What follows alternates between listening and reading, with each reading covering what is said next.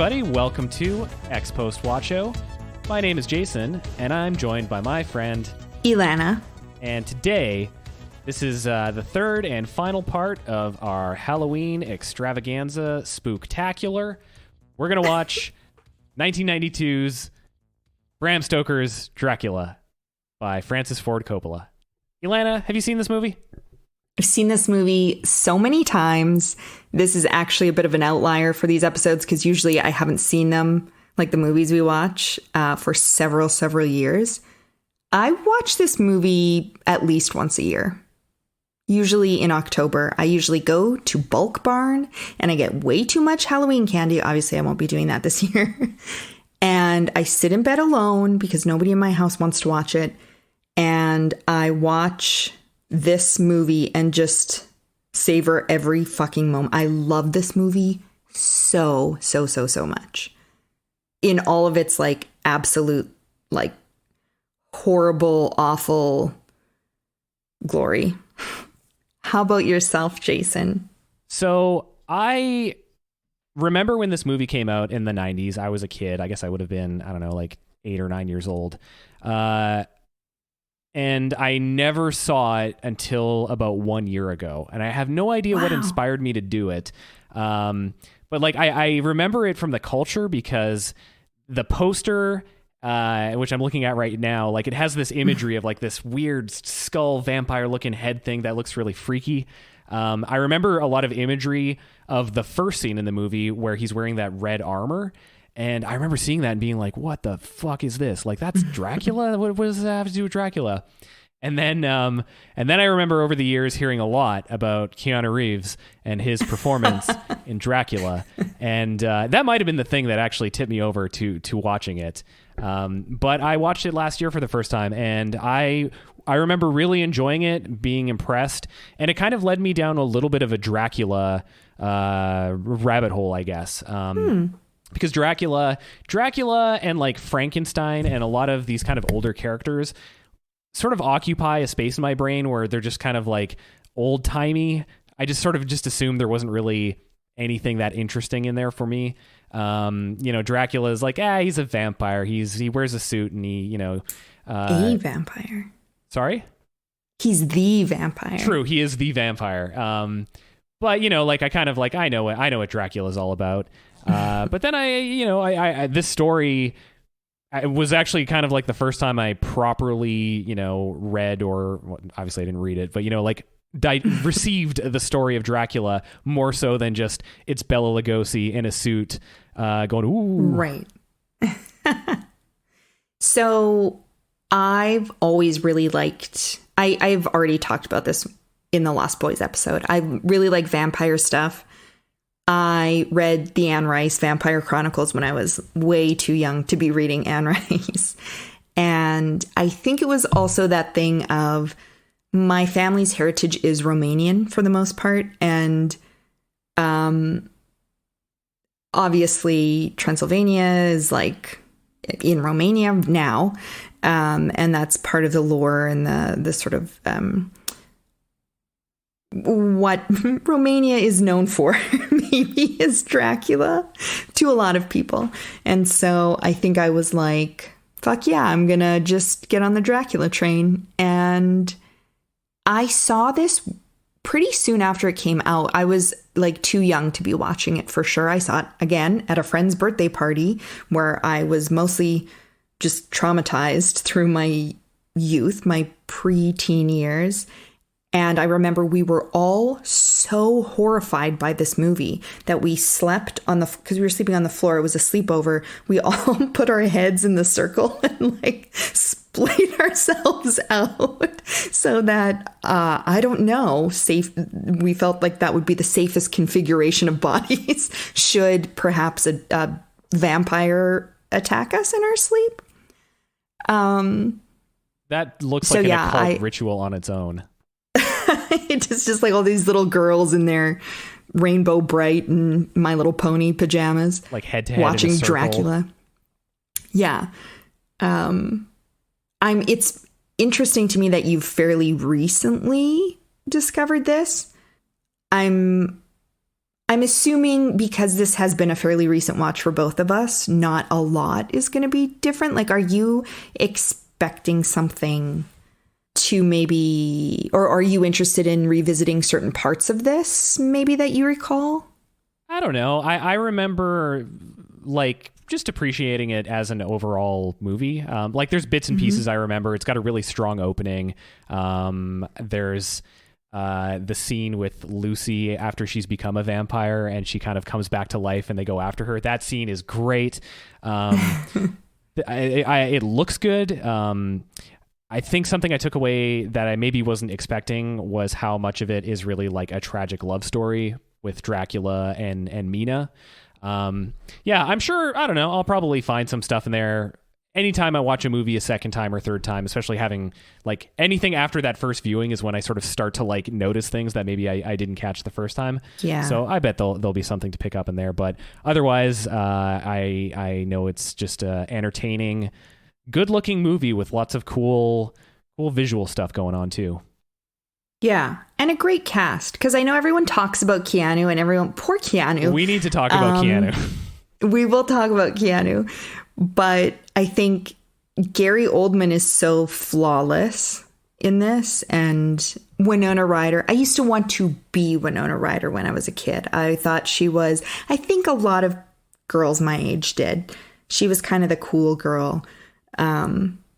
But with like not the cool girl. She was kind of like the gloomy little rain cloud girl, which I identified with. Yeah. I mean, she's like, she played, Lydia in Beetlejuice? Like that. She sure did. That's definitely her. And her she's style. in Edward Scissorhands. And she's great in this. And Sadie Frost as Lucy. Amazing. I was under the impression for a long time, and I don't know where I got this notion, but I thought this movie was like a huge flop and not well received.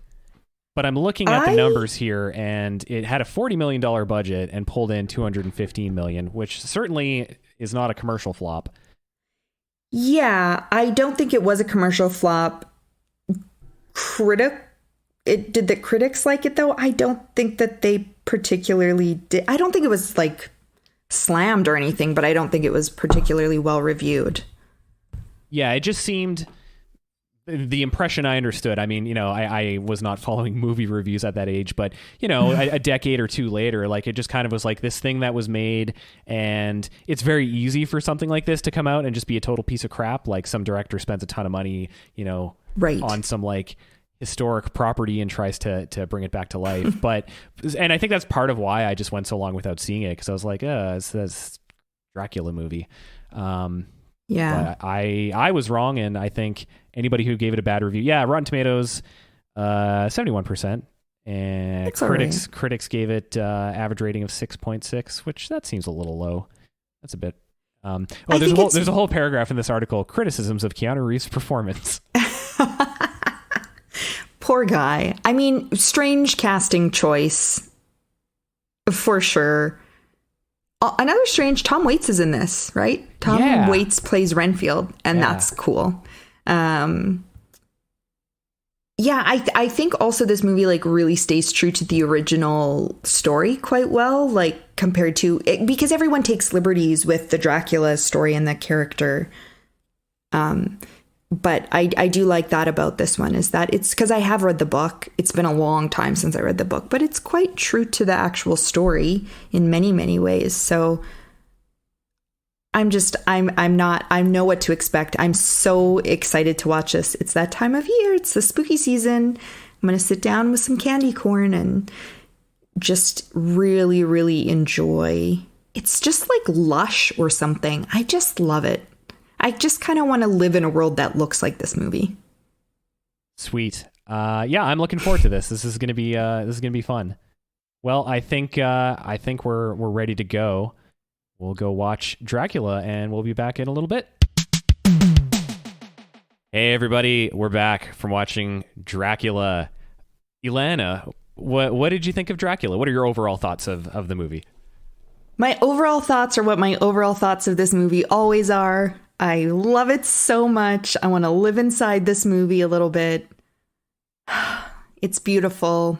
It's so much drama. It's so over the top in the best way. I loved it. How about yourself? I really like this movie. It's good. I remember it being really good from the last time I saw it, so no big surprise there. I think it does a lot of things well in terms of effects. I like the majority of the performances. The outfits are great. Everything is good. I guess the takeaway, and I'm amazed I didn't really even pick up on this as recently as a year ago. There's a difference between knowing something because you know it as a fact that has been explained to you multiple times, and knowing something from learning it yourself, from coming to that conclusion. Now, I've known for a long time that vampires are horny. It is the genre of sex. But because I don't really watch a lot of that stuff, I was just yeah. And then literally about halfway through this movie, I was like, God damn, everything in this movie is sex. This movie is just so horny. So so that was my takeaway. And it was good time. Yeah, I agree. I think also for me, I watch this pretty much every year for at least the last 5, maybe to 10 years. And this also seemed extra horned up to me this time watching it. There's so much moaning in this movie. Yes. So much. I was actually, I live with my parents, whatever. My parents were in the other room watching the news while I was in my bedroom watching this. And I was actually a little concerned about what they thought I might be watching, actually, because of the sound effects. Side note, this movie won an Oscar for Best Sound Effects Editing. Okay. People liked what they heard. It works. It works for the movie. So where do we start with this one? Let's just start at the opening of the movie. So this has a fantastic opening scene that gets you super psyched about what's about to happen. We find out Dracula is Vlad the Impaler, which I think is a detail kind of made up for this movie. I guess the name. What? No. Okay, so I know that Vlad the Impaler, his Dracula is his family name, and there's history there.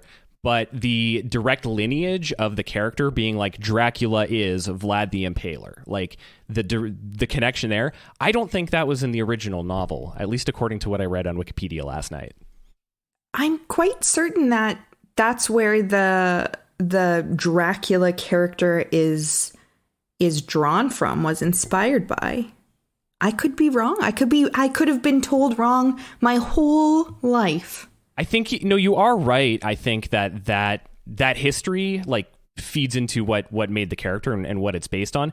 The specific thing I'm nitpicking is the detail that he literally is that person, reincarnated or kept alive all that time. I don't know if that's in the original book. This is a boring tangent. Who cares? I mean, I don't know. That's how I always sort of thought of it, because it was inspired by that. So I guess I just associate the two, even if it wasn't intended that way by Bram Stoker. We see Dracula, and we find out he's Vlad the Impaler, and he has gone out to fight in a war. He comes back victorious, but his wife Elizabetha has received deceptive news saying that he died, and she commits suicide, and she throws herself off the castle wall into the river below. And then he gets real pissed at God and yells a lot and stabs a cross, and blood comes out. It's super cool. Oh my God. There's so much blood in this scene, and he's drinking it out of a goblet, and Anthony Hopkins is this wild Romanian priest. I like that detail. I don't know if that is meant to also be a literal Van Helsing is this guy reincarnated. I don't think that's the case. I think that's just a fun casting choice detail. He looks so alarmed. He's just what are you doing? Stop it. It's pretty intense. I mean, I think things done in the name of God, horrifying things done in the name of God, are like 1 billion times more terrifying than horrifying things just done. There's something really so sinister about it.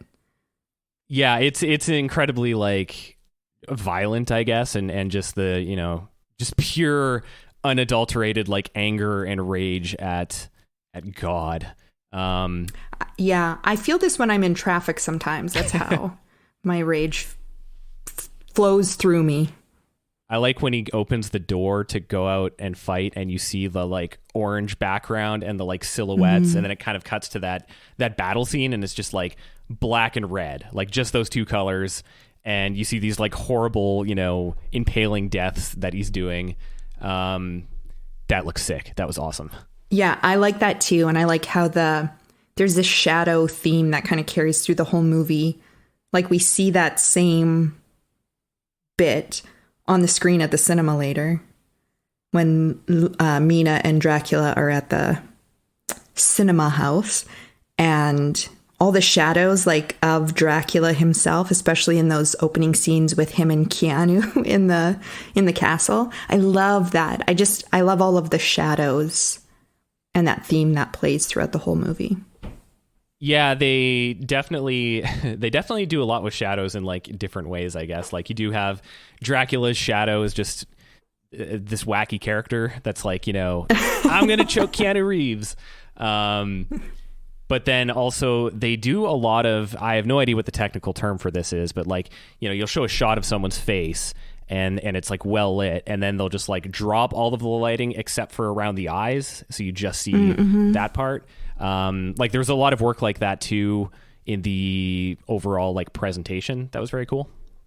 Yeah. This movie looks beautiful. The way it was shot, the lighting, cinematography, I guess, technically. Like the hair, the costumes are so amazing. Yeah, a lot of the effects kind of stuff too is pretty interesting in that. So I guess when they made this, Coppola was like, I want it to use these old effects. Like I want to use old effect styles because this movie takes place around the time that like cinema was becoming a thing. And someone told him like, no, you can't do that. You need computers to do all the stuff you want to do. So he fired that guy and hired his son to like manage that stuff. And I guess he was able to pull it off. So a lot of that stuff has the vibe of, it's clear that they're using like matte paintings or models. You know, we get these shots of Harker on the train where like you'll see a letter on the screen, and then like in the background there's like a train literally driving across, and it's a literal model train, and it looks like a model train. Like it's not actually, I don't think the effects are all that convincing, but I don't think that's necessarily the point. Like they're convincing enough that they work in the movie, but you're not like, that's a real train. You're like, that's a model train. But that actually just like looks cool. Like it kind of looks similar to the puppet show, recreating like the silhouettes and stuff like that. Like it kind of has that same kind of effect to it. Yeah, I agree. I think that like the more practical effects make it makes it more theatrical, and like I was saying, like operatic in a way, which is very much how this whole movie is presented. Like it's so over the top. And like I love the story of this as well. I read some reviews that were like, the story is really weak. I disagree, but I do think like what works best in this is just the visuals. Like it's so beautiful. I read the only CGI they used were those like blue flames outside of Dracula's castle, which I actually don't like. I think it's the worst effect in the movie. I think it's very cheesy looking. Whereas the rest, like you said, they're not necessarily realistic, but they look beautiful. And they work with the style that this whole movie is presented in.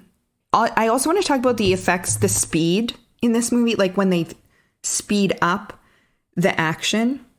And it looks like, I didn't read about this, I should have, but it looks like they filmed things in reverse or played them in reverse. That is so upsetting to me. Do you know, like, you know when you're a kid and you get the flu? Did you ever get this where like things seem to be moving too fast around you or too slow? Did this ever happen? Did you ever experience this? That is a concept I have experienced once or twice in my life where I'm like, it does feel like things are kind of not moving at the right speed. I'll notice it with music. I'll be like, this song sounds way faster than it's supposed to, but it's not the song. It's my brain. It's very upsetting. So I don't think this is like a, quote, scary movie, but that, well, I know I've talked about this with you before, those visuals that are, it's almost that uncanny valley type of thing where they're just, something's just a little inhuman about it. Something's just a little bit off. I feel like worked so well. Like when the brides were like Dracula told them to fuck off and they were like retreating from Harker. Yeah. Oh God, I hate that. Or when Dracula was climbing up and down the walls, or like the carriage driver's hand when he goes to, I guess, float Keanu into the carriage. It's all just a little bit off, and it was kind of upsetting to me. It was the scariest part of the movie were those effects for me. Yeah, that's a good point. Like, with respect to, there was a few different effects. There was like the POV shot when Dracula is in like werewolf form or some other kind of form, and the frame rate is like a little bit off. Like it's a little too fast, and and everything is just moving too fast, and like that definitely feels like weird and uncomfortable, like a Tool music video. That's actually what that reminds me of. And then you've got like all the reverse stuff, and like hearing things in reverse is super creepy. Like this, I don't know if there's any reverse dialogue in this, but like if the first time I heard some kind of like play a record backwards or whatever, and you actually hear the like that kind of sound, horrifying, deeply upsetting. Yeah. And I think the same applies to seeing a person like move in reverse, which they do that a bunch of times. They do it when in Lucy's coffin, she gets back in and she's like going in backwards. If it made that sound, it wouldn't be so scary. And like I love that shot too, where Keanu is like in the wilderness of Transylvania, and then this like incredibly scary looking carriage pulls up with this guy that looks like in armor like the Mountain from Game of Thrones, and then like he sticks out his arm, and it just like it doesn't, I can't tell if it looks like the arm gets weirdly long or like the arm just moved a distance that it wasn't supposed to be able to. Like it's one of those two things where you're just like, wow, what is that? What happened there? And it looks freaky. As well as Dracula's like constantly floating places. Like they do all, there's a lot of shots that are like characters' waists up, and he'll just go like whoop and float in, and like sometimes you're like, okay, it's Dracula, he's being weird and hovering, he's doing his hovering thing. But there is a shot of like him and Mina in the scene where they're kind of having their big interaction together, and he like drags her into another room, and like the way they show it is as if he like literally float dragged her into the room. And you're like, did he do that? Like, did she notice that they were floating, or like or if you pan down, are you going to see two legs going like really fast? It just is not scary at all. Yeah, lots of floating. Keanu floats into the carriage. Yeah, okay. When the hand grabs him also. So we get this intense opening scene. We meet Jonathan Harker, who's this, I don't know, business guy. He's a solicitor, and he's told, he's such a dum-dum in this movie. By the way, keep going. So, he gets sent to Transylvania to close this business deal with this eccentric guy named Count Dracula. Let's talk about Keanu. Okay, let's just dive into Keanu. Okay. I feel like you have more to say about Keanu than I do. I think when the first couple lines out of his mouth, you're like, oh God. Like, it's because the problem is really the accent more than anything. I think I like Keanu Reeves. I think he's a nice man from everything I've heard about him in culture. And he's great there's a bunch of movies where he's like awesome in, like The Matrix. Keanu Reeves is the right guy to be in The Matrix.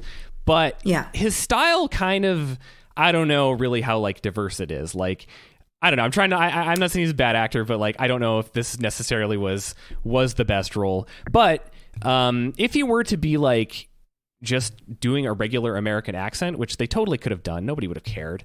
I guess some people would have cared.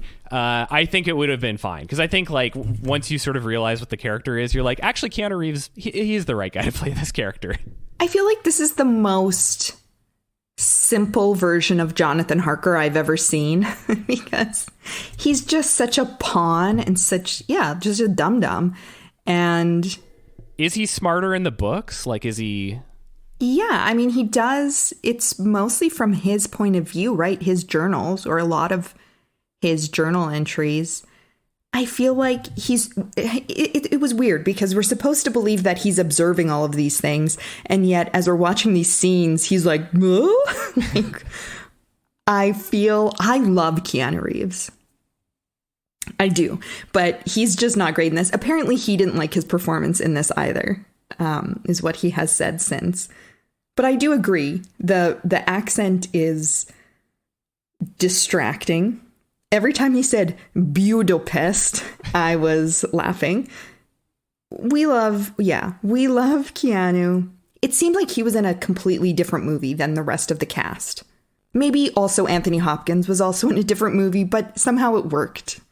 The Harker is narrating the story, and there's a lot of parts where he's like trapped in bed with the women that are like draining him of blood, but he's narrating like in his journal that is he like sneaking away to go write in his journal and they just like let him do it? Like, I don't understand how that works.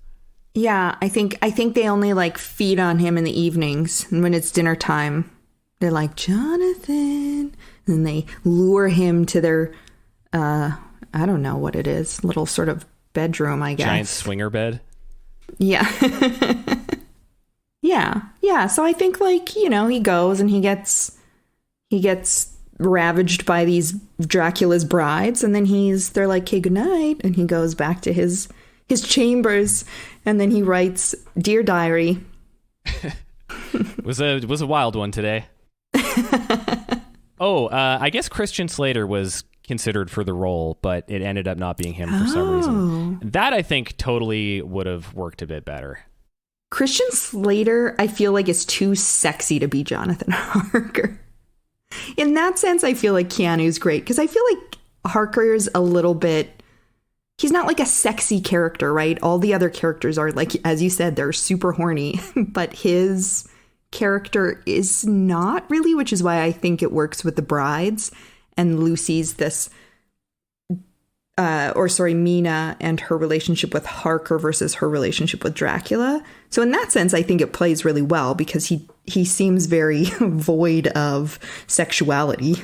Actually, that is a really good point. About halfway through the movie, like Mina starts to have this conflict, you know, of which man is she going to choose? And at that point, I'm like, Dracula seems like, go with Dracula. Like, way more going on there. You've got all that backstory together. You know, and then Keanu shows up with his, like, gray hair, and you're just like, oh, Harker's back. That gray hair was working for him, though, I must say. Was it really? Yeah.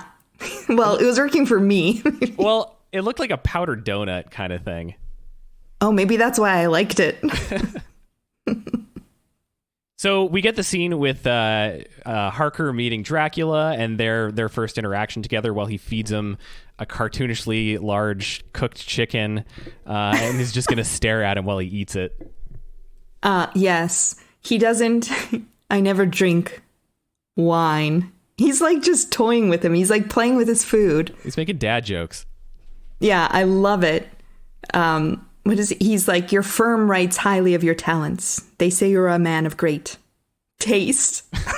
I love it so much. That's a different scene, but yeah, I love this scene. But Dracula's also so fucking intense in this. One of my favorite moments is when this just also highlights how, like, stupid Jonathan Harker is. And Dracula's telling him about his family's history. And Harker's actual line is, oh, yes. And then Dracula goes fucking berserk with a sword and is like, it's no laughing matter. It's wild. It's like Bill or Ted, whichever one Keanu is, sitting there trying to have a conversation with, like, the Satan. It's wild. It's so funny.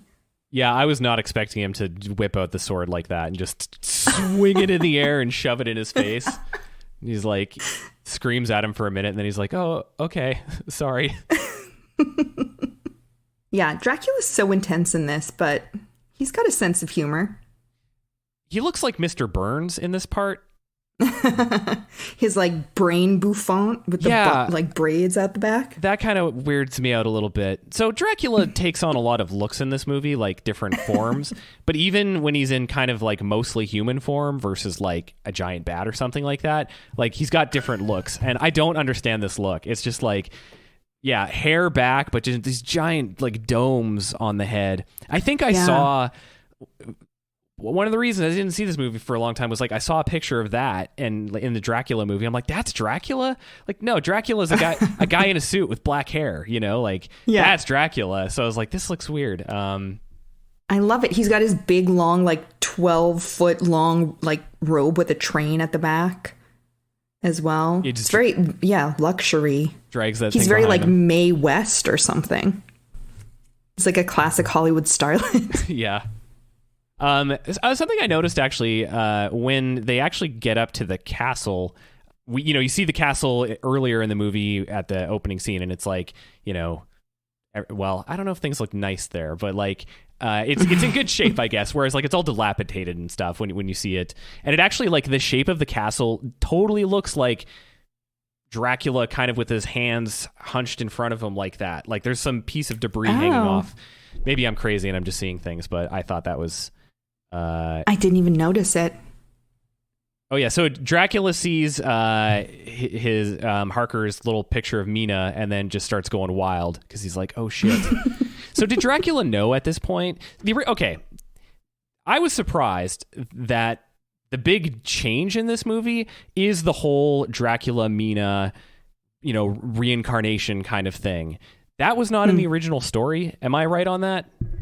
I think so, because in the original story, I think Mina's quite repulsed by him. Actually, okay, yeah, because I read the plot summary on Wikipedia, and like at no point was any of that detail mentioned. The same basic kind of like structure exists, like that people go to the same places and stuff like that. Yeah. But I guess that was new for the movie, and I'm just kind of surprised because that is the thing that like pins the whole movie together. Like that kind of gets the whole plot moving and stuff like that. Anyway, I my pedantic question is, did he know that she lived there and that's why he was going there? Oh, before, like why he's buying these 10 homes in London? Yeah. Did he just like psychically know that Mina was in London, or was it like a total fluke? I think it's a fluke. I think it's a fluke. I think it is fate. Because he looks at the picture and then he says something like, "Do you believe in destiny?" or something along those lines.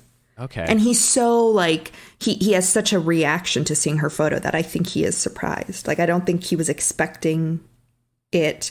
I actually did read a review by Roger Ebert where he was like questioning like why certain things were brought up, like why was Dracula buying 10 homes in those specific places in London. We never do find out. So I don't know, maybe he knew, but I don't think he knew. I think it was a complete fluke. I think he's just like, I don't fucking know why he's buying real estate, but I guess in the original, like he just wanted to go in London and fuck around there. So he just buys a bunch of plots so he's got places to sleep at night. Yeah. I guess he's like a rich immortal demon. Why not? But he's been living in Transylvania for like 300 years or something like that. Like now he decides to move. 300? I think he's been living. Yeah. Oh yeah. 300. Yeah. Maybe he just wants a taste of the West, the Wild West, the city life. Yeah. Even now I feel like Eastern Europe and Southern Europe are about 20 years behind us in terms of like pop culture. And it's like, I want to see the movies when they come out. I don't want to wait exactly 5 years for them to show up in theaters. Yeah, he wants to get on it. He wants to get grooving. I don't know. That's actually, yeah, it's something I never really thought about because I don't really watch this movie so much for the actual plot.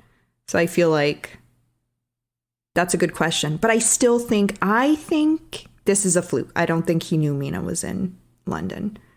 So we smash cut back to London, and we meet Mina and Lucy. Well, we already met Mina. We did see Mina earlier on when Harker kind of gets sent off to go on his mission. Okay, I want to talk about Mina for a second and my thesis of this movie. Which is very obvious, which is like, it's about women's sexuality. But like, yeah, so the first time you see Mina is like constantly sucking down Keanu's face. Like every time they kiss, like there'll be like a kissing scene and it's just like, she's just like going after him for like 30 seconds. I hate their kisses. I hate them. They're like weird, suction-y chicken pecks. And it makes me so uncomfortable to watch them. It's like the ugliest movie kiss I've ever seen. I was like, what are they doing? And maybe it felt good, but it doesn't look good. Anyway, continue. Is that a criticism of the technique or what they were trying to convey? I think of the technique because it didn't look... Okay, you know those TV shows where it's like, I was a virgin when I got married or whatever, like on TLC. And it's like they show their first kiss at the altar and it's incredibly disgusting. That's how I felt watching them kiss. Was that the intention? Was it to be like, oh, Jonathan's kind of a dud and Mina needs more in the bedroom from him? If that's what they were trying to convey, then that's what I felt. But if they were supposed to convey like, oh, here are two people who are sexually compatible and they're both enjoying this, I did not feel that. I felt really uncomfortable and gross watching it. I got the read from those scenes because there's the part where he gets sent off to do the deal. And then later on, we get the scene of the wedding.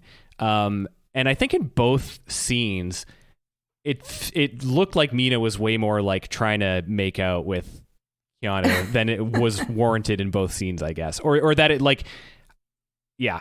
Interesting. Yeah. I don't know. I didn't like them. I don't know what they were going for. It was uncomfortable.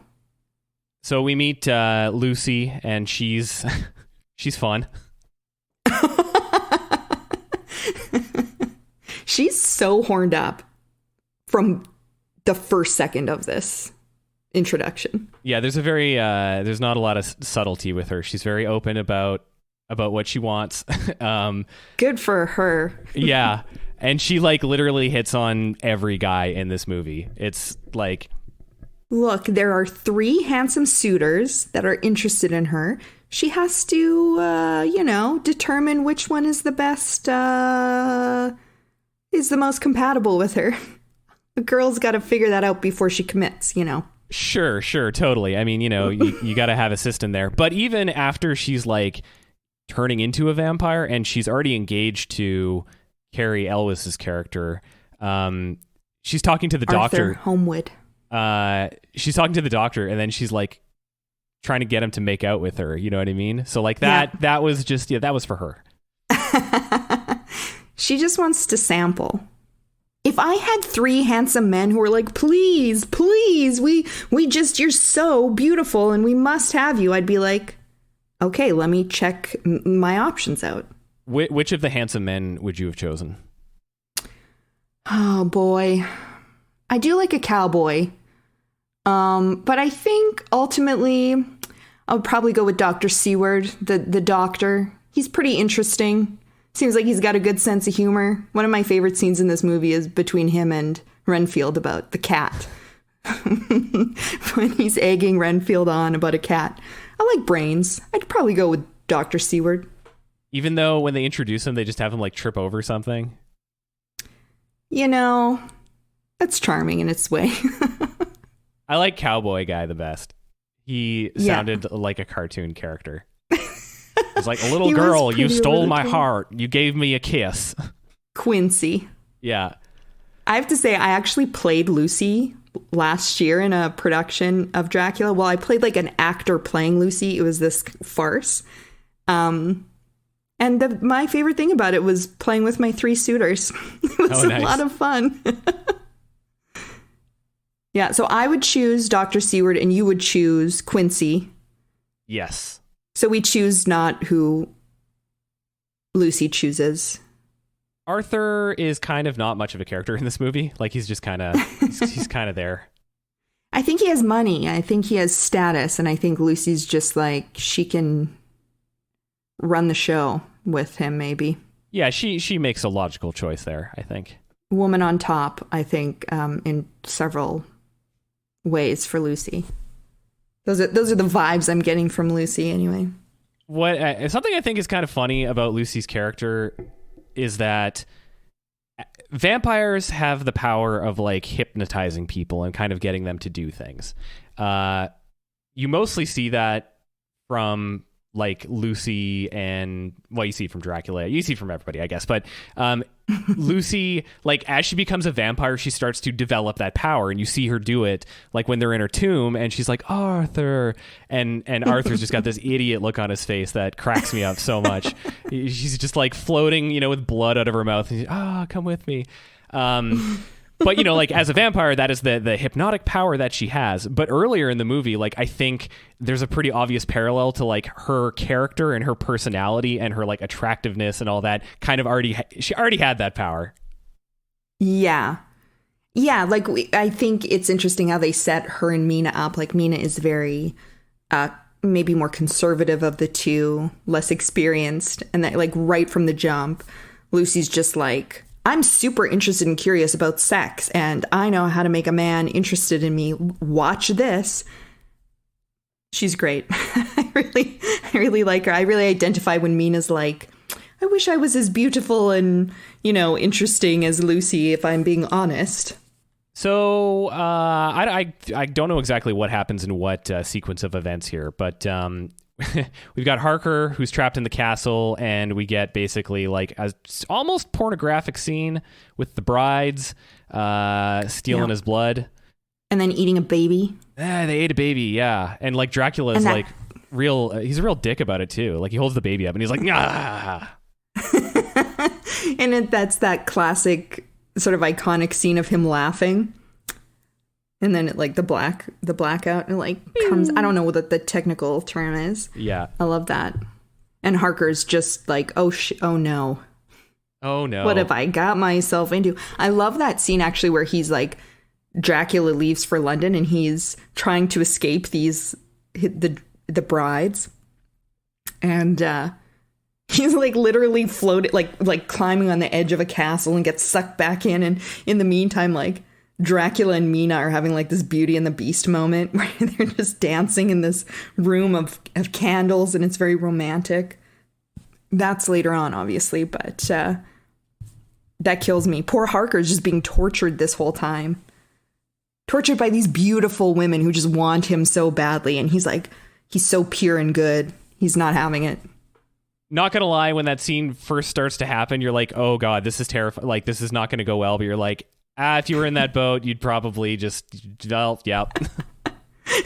Saying I empathized with Harker in that situation. Yeah. So around this time, what is going on? When does Dracula get on the boat? Dracula gets on the boat. He sneaks over to America in boxes of soil. And America? He sneaks over to London, England, in boxes of soil while murdering everybody on the ship.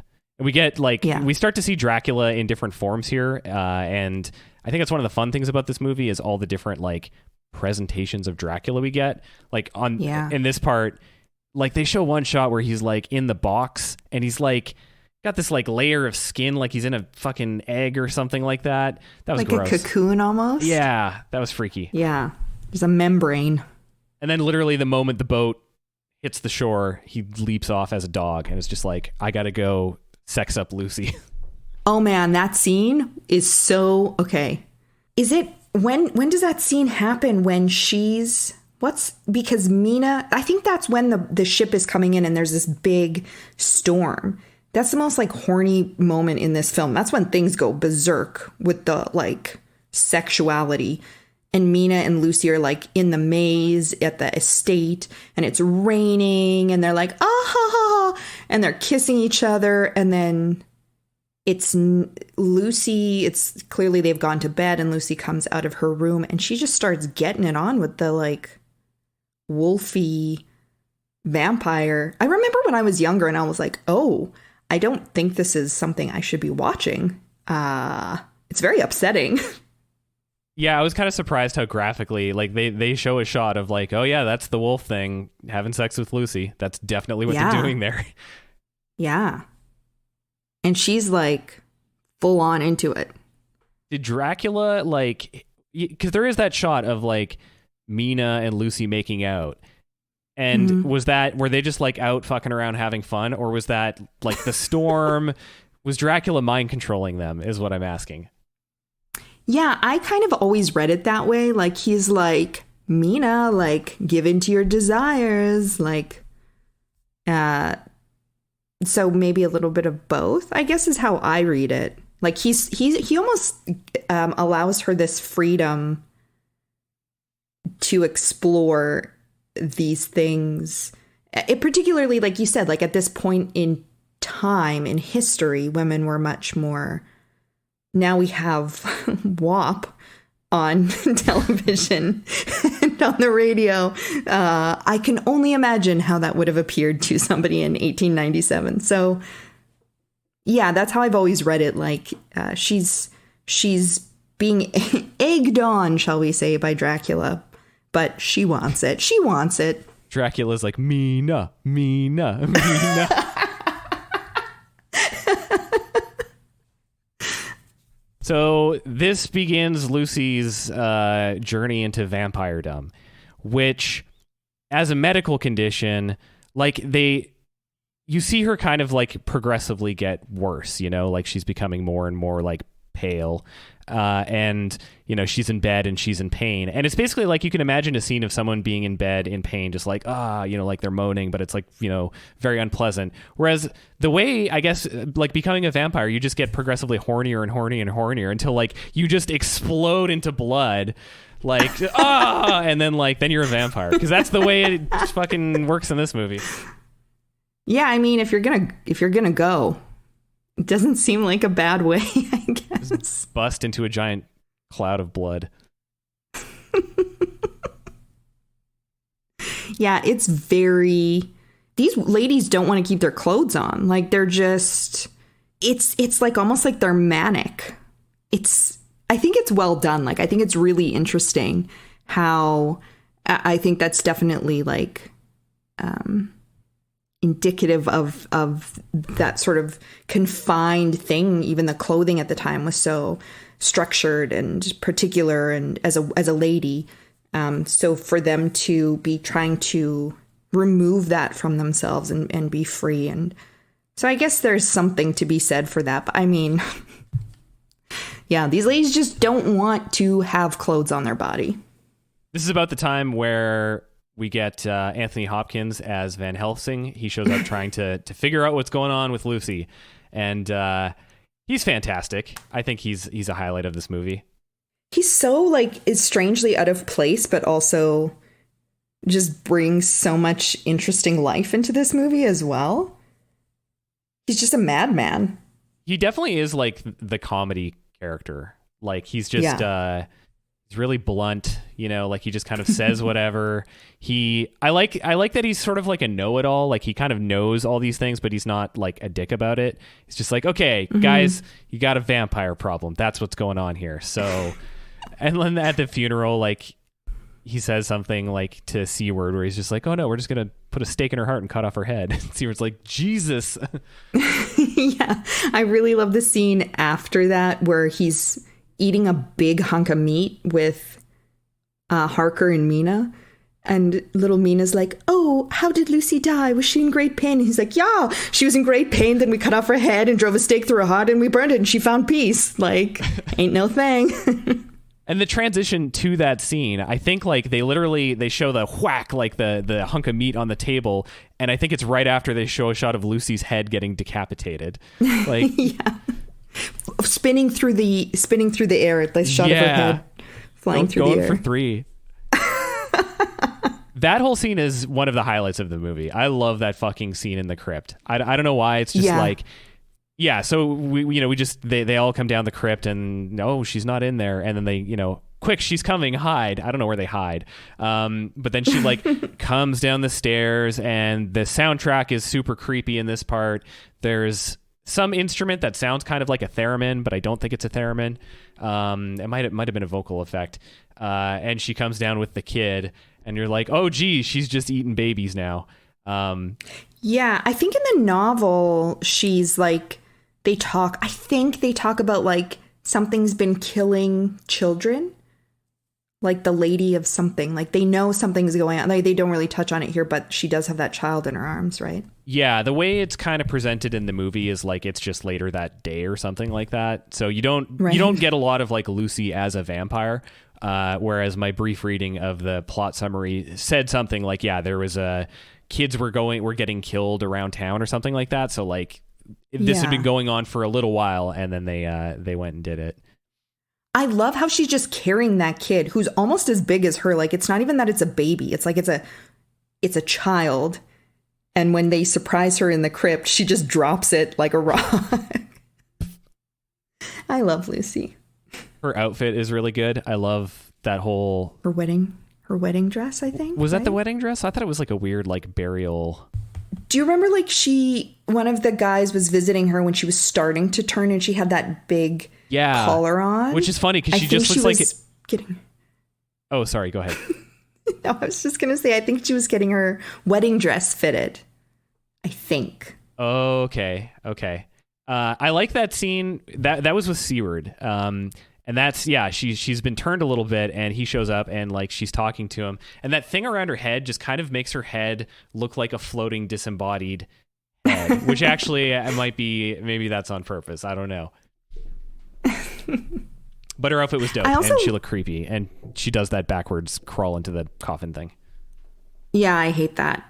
I mean, in a good way. I love when they're starting to turn and their teeth, their little baby fangs are coming in. I thought the makeup was so good.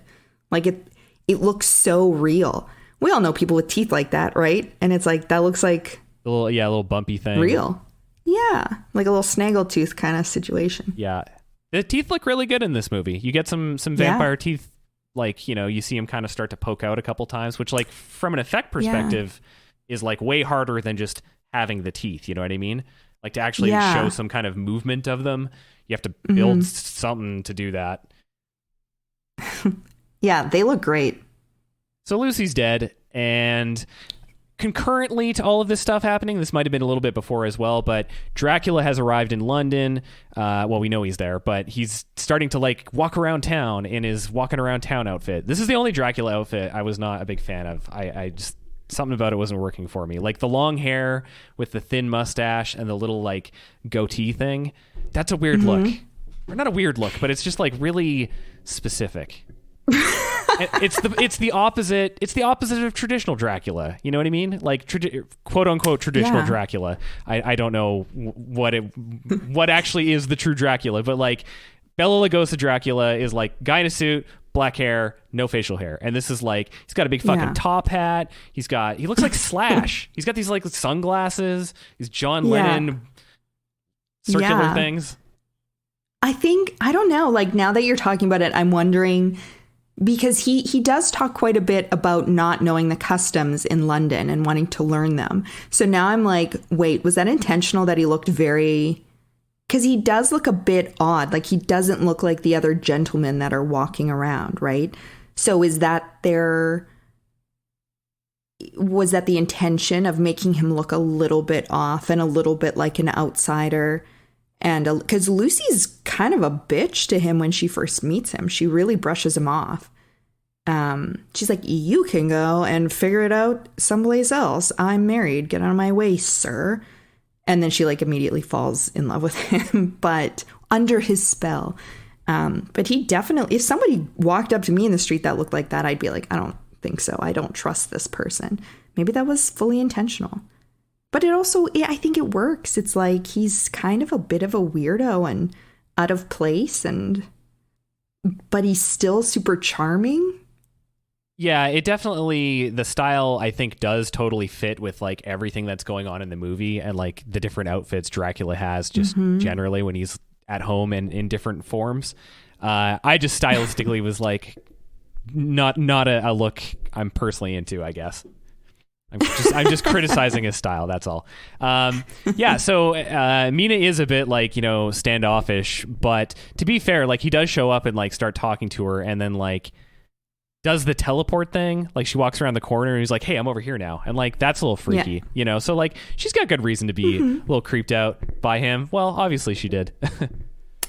She is, she's claiming her own power and strength. Good for you, Mina. But then, he's like, "Oh, sorry, I'm a prince." And she's like, "Oh, a prince, no less." And then she's like, "Why don't we head over to the cinema, actually?" That cool, really dark amusement park feeling place. Yeah, some Lost Boy vibes inside of that cinema. So they start to develop kind of a romance. He is like a varying degree of like mind controlling her / like telling her stuff that's making her like, I don't know, I guess make some kind of connection with the past or something like that. That stuff was really interesting. I think like given that, if the original story, none of this was really the driving plot or part of it, like for this to be the thing that is new for this movie, I didn't really like realize that, and it's hard for me to think of this being a different kind. Like the original story seems weird to me that they weren't in this kind of romantic relationship, because I think it works really well and is interesting. There's another Dracula movie that came out where this is kind of the story, and so I'm like, where are they pulling it from? Like, are we misinformed, or did that story draw from this movie? It was the one with Luke Evans as Dracula. I liked it. It had Sarah Gadon. Dracula Untold, 2014. Luke Evans. Okay. They really go for it in this, regardless. Yeah, they go for it, and I think it's interesting.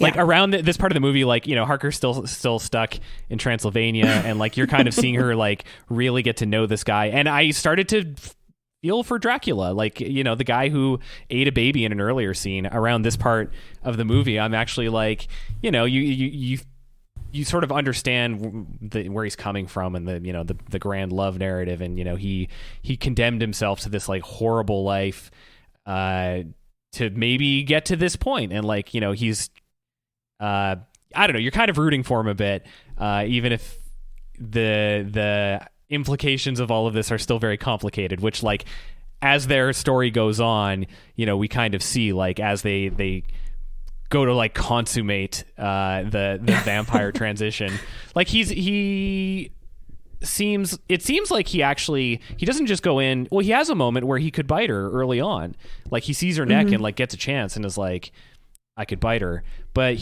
and that would theoretically accomplish his goal, but he wants her to like realize it and kind of, I guess, come to that conclusion on her own. He's just gonna like guide her along the way. Yeah, but it's interesting because then he gets to that point and she's begging him to make her like him. And he's like, no, yes, no, yes, I can't. Let's do it. So he's very conflicted. Well, he doesn't, I don't know if he goes back and forth like that. I think he basically is like, they're going for it. And then he like, turns to the side and is like, no, we can't do this. And he tells her a couple times, though, he's like, you don't know what you're asking me. And like, then she finds out that he killed Lucy. And then she's like, no, I love you.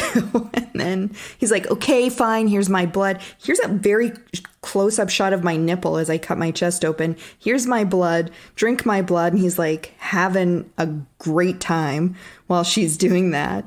Well, this whole scene is super sexual. Beyond. Like it's not just like drink the blood, Lost Boys. Here's a bottle to chug, like it's like, no, we're gonna be shirtless and you're basically gonna look like you're sucking on my nipple. I do love how when there's a lot of nipple stuff in this, like the brides, there's like a close-up of one just going ham on Keanu's nipple.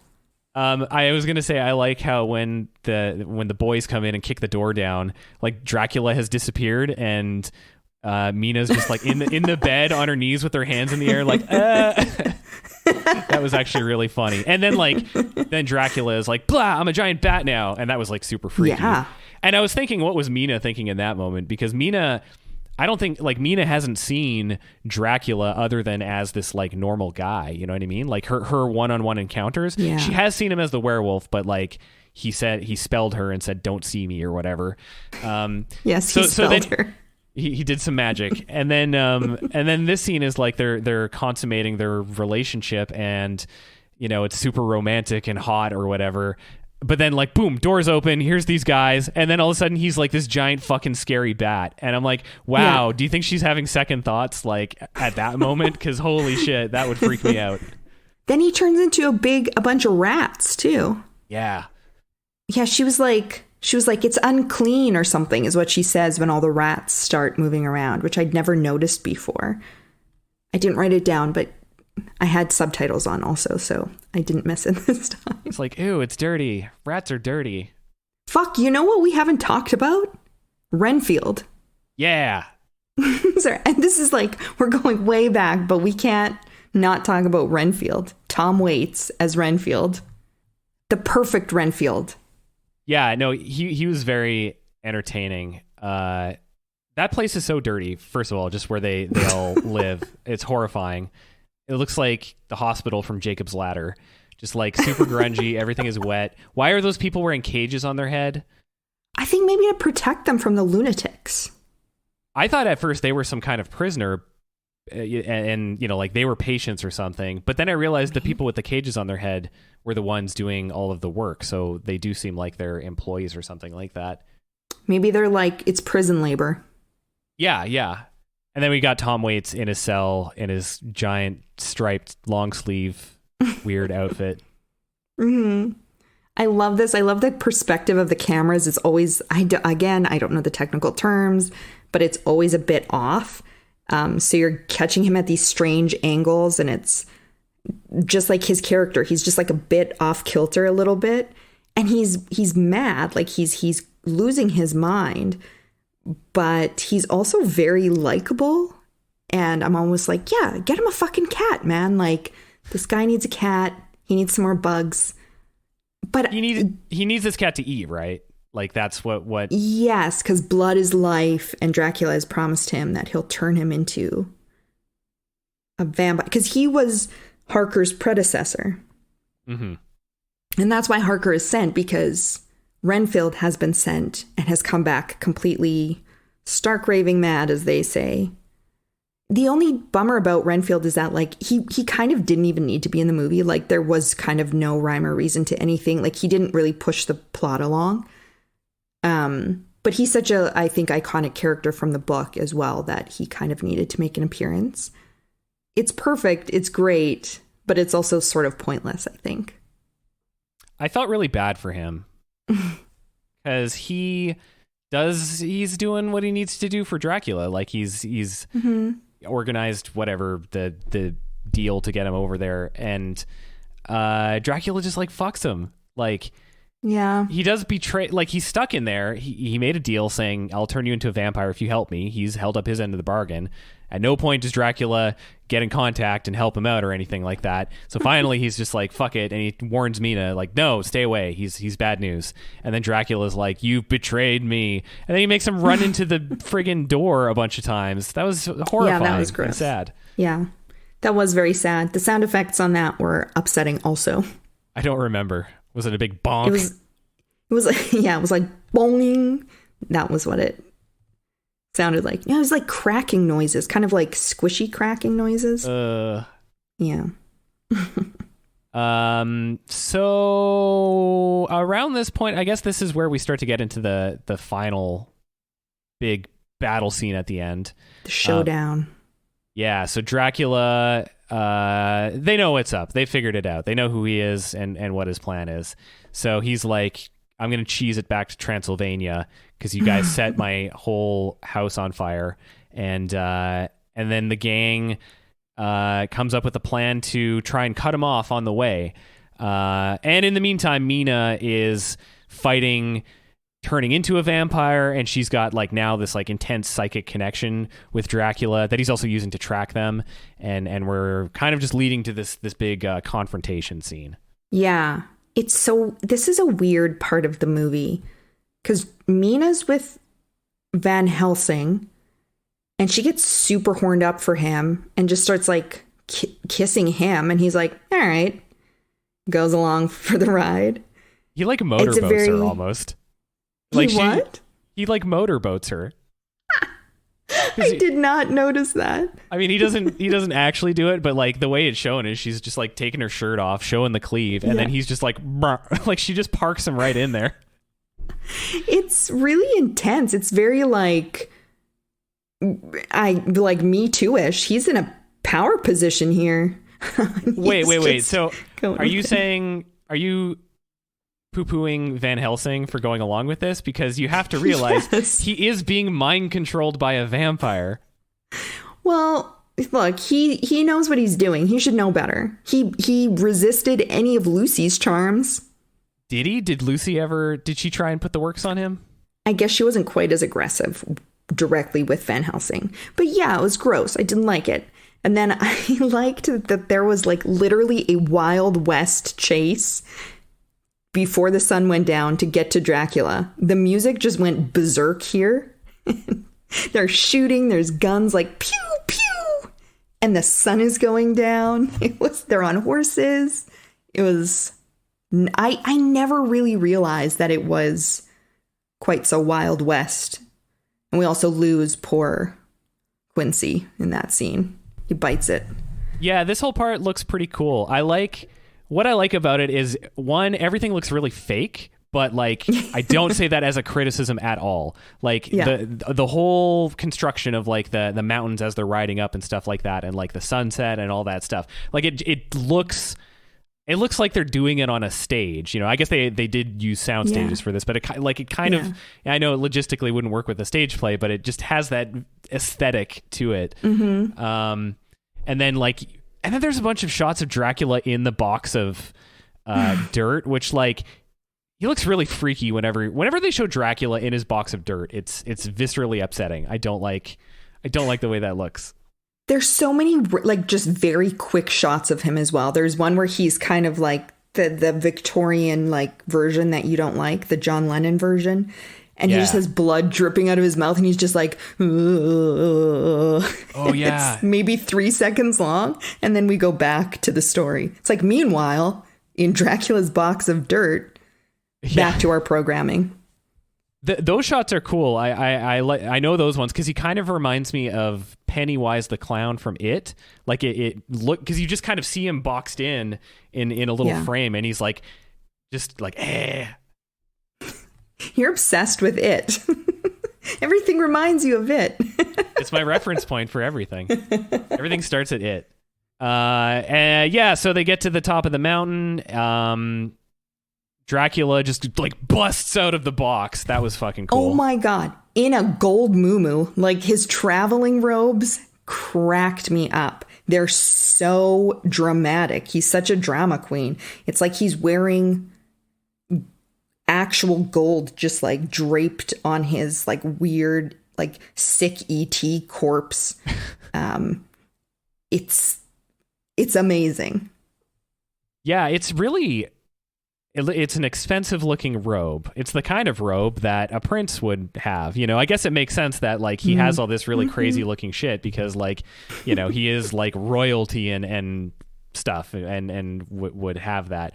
It just has a very like stylistically, Dracula, if you say picture Dracula, I don't picture like a pale guy with long hair in a red and gold robe, you know? It's so bizarre.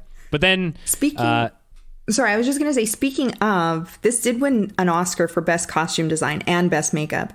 And the costume designer, Eiko Ishioka, I'm sure I'm not saying that quite properly. She did the costumes for a lot of those Tarsem Singh movies, like The Cell, The Fall, and Immortals. Like, it's all very opulent, very extravagant and luxurious. Like, it's so... I want to live inside of those robes. I want those robes to be my home. They're so beautiful. Yeah, like they look cool. All of the outfits in the movie look cool. Like they definitely do a good job there. So Dracula gets what do they do? This one guy stabs him in the heart and the other guy slices his throat, and then he's just like spraying blood Tarantino style and then stumbles into the church. And Quincy gets, I can't remember who stabs or shoots or whatever Quincy, but Quincy gets got. And then Mina decides to follow him into the church and, says, hey, let me do this. And then we get like a final moment of Mina and Dracula. And Dracula basically like gets totally 100% redeemed at the end. Yeah. Like he makes peace with God and then God turns him back to normal. Unless that was just a side effect of the vampire getting killed process, but I don't think so. They do. This is the one bad effect in this movie. This is the one effect that I think looked really cheesy was when his face transitions from like old shriveled vampire to like young Gary Oldman. It just looked so hokey. Yeah. It's a little bit like when our pal David was staked in Lost Boys and he turned back to his human form. But they did that better because I think they just had one shot of him looking like a vampire and then they cut back and he looked normal. Whereas this one, they did like some kind of morph thing. I guess they would have, because he had a rule about how to do stuff like that. So they would have had to use some kind of like old timey technique to make that happen. Yeah. Yeah, I agree. It didn't look great, but it was a touching moment. And that the like mural on the ceiling, mirrored them in their last moments. Quite beautiful, quite romantic. And then basically everybody's got to try and go back and live their life normal after all of that happened. And Mina cuts his head off. Oh, right, yeah. I liked that touch that they added. Just for some real closure. So that's basically it for the plot. Were there any takeaways or things you wanted to bring up? No, I just fucking love this movie so much. I think Gary Oldman's a genius. We didn't really talk about Gary Oldman and his like performance. I think he is like one of the I know a lot of people would agree. I think he's one of the most brilliant film actors of the past several decades. Like he's unrecognized. I mean, I know that he's literally a bat in some scenes, but like he's unrecognizable. He's such, everyone uses this term like a chameleon, but he really is. He's just like this master at transforming, even without makeup. The way he holds himself and holds his face and his voice.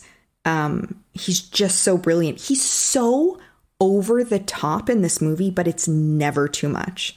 It feels exactly right. He commits fully to it. And you really, like you said, you're like on this guy's side. He is literally a monster. He's doing these horrible things. And yet your heart kind of breaks for him. I think that's in the hands of someone else. I think that this would have been an absolute cheesy, horrible mess.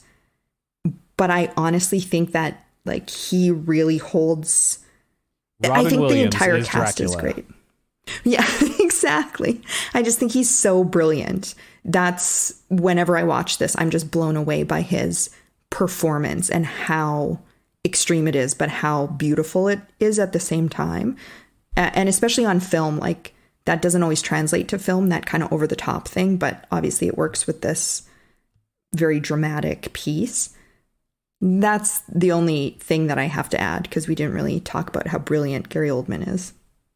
Yeah, I think I totally agree with you there. He has to play a bunch of different styles at different points in the movie. Like sometimes he's outright sinister and scary, you know, like when he's got the baby and he's and then sometimes he's like creepy, you know, cliche Dracula, I want to suck your blood guy. And that's definitely the most like, yeah, it's perhaps a little zany there with some of the dialogue, but it's great. Like it's super fun. But like, you know, the part where he gets pissed and whips out the sword and he's like, we're a proud people, you know, like he actually sounds like the way he says that, he really sounds angry and insulted. And like, there's a lot of like a legacy of pain behind what he's saying right there in that moment. Yeah. And then all of the scenes with Mina that are like super like romantic, I think that he pulls that off well. So yeah, he definitely does a good job in this movie. Yeah. Oh, yeah. One other thing. Dracula signs his letter D. I think we both found that hilarious. Yes. Yeah. D. So if It's you ever very get like Gossip Girl or something. XOXO D. Well, that's about it for Dracula. I thought it was good. I would recommend it to anybody who hasn't seen it, I guess. I'm kind of surprised at how little this movie seems to be in people's memories or like cultural awareness of. I think that's maybe the weirdest thing about this. Like, just that I never hear anybody talk about this movie. I think I run in different crowds, and all my theater nerd friends love this movie. I think because it is so theatrical. But yeah, I agree. I remember growing up thinking that this movie was like a flop. I don't know why. Because most of the critics thought it was like, at the very least, an incredibly beautifully made film, if maybe a little bit weak in terms of the plot and Keanu's performance, maybe. But I agree. I think if anything, if you appreciate good visuals, you should watch this. And if you appreciate practical effects, I think that's why like so much of why it works. I will say again, I just don't like CGI overall. The worst looking thing in this is the one moment of CGI that they have going on. So, and just for like, honestly, the costumes and the makeup alone, it's for, when was this made? 92? Mm-hmm. For 92, like the makeup, like the bat costumes and his transformations, they're unbelievable. Like, it just looks so good. And the performances, again, maybe not Keanu, but we still love him. Watch it. Unless you don't like blood. And also, if you don't like horny things, don't watch this movie. This is not a good movie to watch with your parents. Let me just say that. I almost did watch this I was like, Mom, you want to watch this? And she's like, I don't think so. Yeah, I give this movie like 8.5 fangs out of 10. I think this movie's great. My numbering system is a little bit arbitrary. I suddenly had this thought of like, well, we did The Lost Boys last week. Do I rate this higher or lower than The Lost Boys? I can't decide. I'm going to go with 8 Ds out of 10. Solid. All right. That is it for this week's show. Thank you very much for listening. We will be back next week. We're going to kind of go in a different direction from what we've been doing with our Halloween series. And we're going to go watch Austin Powers from 1997. That'll be a fun one. If you enjoy the show, please take some time and review us on your podcast application of choice. We would appreciate that a lot. You can find us on Facebook and Instagram at xpostwatcho, and we have a YouTube channel where we post all our episodes as well. All right, take it easy, everybody.